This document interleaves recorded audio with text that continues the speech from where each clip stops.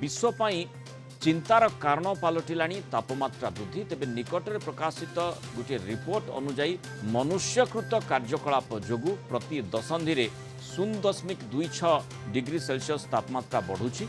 2014 रु 2023 मसीहा मध्य विश्व तापमात्रा 1.19 सेल्सियस बढ़िथिबा नै लीड्स विश्वविद्यालय तत्वावधान प्रस्तुत होता ग्लोबल क्लाइमेट चेंज रिपोर्टर द्वितीय वार्षिक संस्करण सूचना मिली। 2013 रु 2022 मसीहा मध्य यह 1.14 सेल्सियस थिला। और यही रिपोर्ट अनुजाई 2014 रु 2023 मध्य मनुष्यकृत कार्यकलाप जोगु विश्व तापमात्रा 0.26 डिग्री सेल्सियस बढ़ी। प्रत्येक वर्ष 53 बिलियन टन अंगारकाम्ल निर्गमन भली ग्रीन हाउस गैस निर्गमन वृद्धि सह एरोसल कूलिंग प्रभाव ह्रास जोगु विश्व तापमात्रा रे अहेतुक वृद्धि परिलक्षित होइछि कहुछि। वार्षिक अंगारकाम्ल गैस निर्गमन उपरे नियंत्रण रहु नथिबा जोगु एभली विश्व तापमात्रा बढ़िबारे लागिछि। आउ जो भली आमे देखुछे जे विश्व तापमात्रा जेतेबेले भी बढ़ुछि विभिन्न स्थान रे तापमात्रा भी बढ़ी बढ़ी चलिलानी। एपटे जदि आमे देखिछे जे जो आईपीसीसी बैठक रहिथिला जदि तापमात्रा बढ़े ताहले समुद्रर जलपतन बढ़िबार संभावना कथा मध्य चर्चा भितर को आसी थाए। जद्वारा अनेक अंचल जलप्लावित हो पारिबो एई आशंकाटी रहिछि। अनेक भूभाग मध्य निश्चिन्न होइजबो एभली आशंका भी सेतेबेले करा जायथिला। तेणु ये निश्चय जो विश्व तापन बढ़िबा समस्तक पई चिंतार परिस्थिति उत्पन्न करूछि। किंतु जो मनुष्यकृत कारण कौन हो पारे मनुष्यकृत माने मनीषक जोगु आमर काम जोगु तापमात्रा किभली भाबरे बढ़ुछि ताकू आमे केमिति रोकी पारिबा ए संपर्क में आलोचना करिबा। परिवेशविद प्रोफेसर आशुतोष महांती जोड़ी होइछन हम सहित। प्रोफेसर महांती स्वागत करिबा आलोचना को। जो माने मनुष्यकृत कारण संपर्क रे कहा जाउछि प्रकृत रे तापमात्रा वृद्धि करिबा पई बा जो भली 0.26 डिग्री तापमात्रा बढ़ी बोली आलोचना करा जाउछि जो रिपोर्ट रो आसीछि से क्षेत्र में मनुष्यकृत कारण कौन हो पारे जहाँ को आम रोकी पारिबा किंतु आम रोकू ना। आज्ञा वर्तमान जो आपणकर लीड्स रिपोर्ट कहले then we have also UNEP report global report then COP reports there are number of reports coming globally.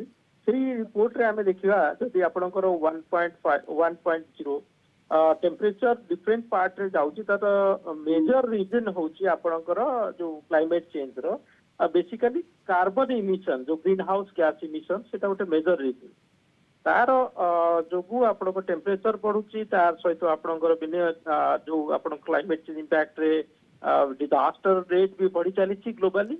And secondly आम देखुचे डिफरेंट एरिया रे there are number of other hazards जेमती आपणकर कहले आपण बरफ तरलुची विभिन्न जगह रे ग्लास होची ग्लेशियर लेक आउटब्रस्ट स्प्रेडिंग तो these are the major reasons आमे एटा को मेजर कहबा ता सहित आपणकर एठी मनुष्यकृत कारण संपर्क आपण कहउचंती ना तापमात्रा वृद्धिर प्रभाव संपर्क आपण आलोचना करछन। कारण हिला हमरो ह्यूमन इंड्यूस जोटा आपणकर होची बेसी आपणकर जो इंडस्ट्रियलाइजेशन वृद्धि पाइछि तापर सेकेंडली आपणकर जो कार्बन इमिशन होची व्हीकल्स ई सब का मेजर रीजन हम मनुष्यकृत आपण कहि परिबा।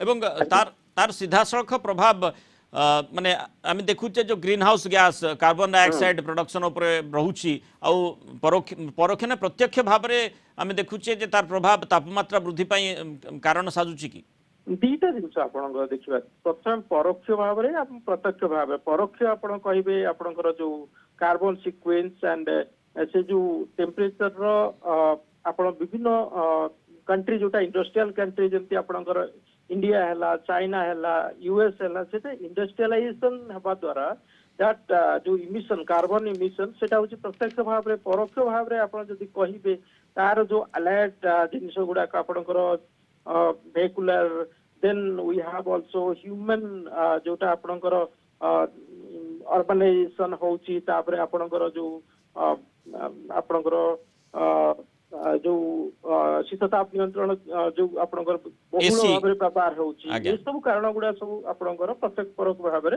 जडित आज्ञा किंतु ताको हमें केमिति रोकी परिबा दुईटा जिनस आपण तो केबे गोटे पॉलिसी जदि आपण करिवे गोटे गुड पॉलिसी जो ग्लोबली एक्सेप्टेड हम डिफरेंट इंडस्ट्रियल कंट्री रे आमे तो केबे ताकू रोक करि परिबानी बट आमे ताकू गोटे मिनिमम स्टैंडर्डाइज करवा स्टैंडर्डाइज हेले then it will be reduce for long term basis सेटा को आपण करि परिबे तो लॉ रेगुलेशन भी गोटे अछि ताकू मध्ये जदी एप्लीकेशन हबो ग्लोबली आपे कमी परिबे।